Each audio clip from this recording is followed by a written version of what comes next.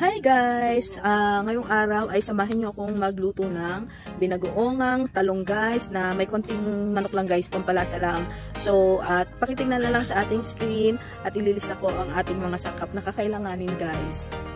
At magsisimula na nga tayong magluto guys. So ayan, ang ating chicken guys, yung marinate ko lang sa MSG guys. Mas okay sana guys kung may paminta, kaya lang naubusan kami. Medyo malayo yung tindahan kaya hindi ko na nilagyan. So yun na nga guys. Pero kung hindi kayo gumagamit ng MSG, pwede naman yung skip. Tapos ipinirito na natin ang ating talong or eggplant guys. Ipipirito lang natin yan lahat at isi-set aside natin.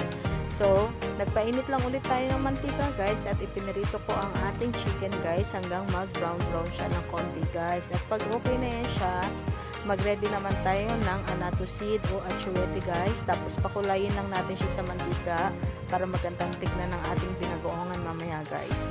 So, yun na nga, nag-isa na tayo ng ating bawang. Isunod na rin natin ang ating sibuyas at ang ating chili guys. So, imekos-mekos lang natin yan guys. Halu-haluin lang natin hanggang maging okay na siya guys. Tapos, pag ready na yan siya, pwede na natin ihalo ang ating bagoong guys na nilagyan na rin natin ng konting suka.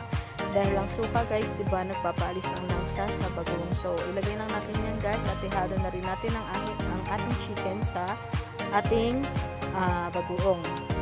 So, antayin lang natin siya guys. Mekos-mekos lang ulit tayo guys. At medyo lutuin lang natin ang ating suka guys. At naglagay tayo ng konting asin guys dahil ang bagoong na ating nabili ay super tabang. Kaya kailangan natin mag-add ng asin. At guys, promise, ang sarap nito guys pag naluto.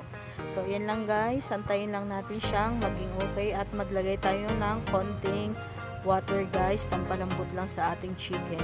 So, takpan lang natin yan siya guys. At pag okay na yan siya guys, pwede na natin ihalo ang ating piniritong talong kanina. Yan, imekos-mekos lang ulit natin guys. Halo lang ng halo hanggang mag-incorporate na siya lahat guys. At pag okay na siya guys, pwede na natin siyang lagyan ng ating siling labuyo at ng ating chili guys. Para mas lalong sumarap ang ating binagoongang talong. At yan na ang ating finished products. Sana nagustuhan nyo guys. Thank you for watching. Bye-bye!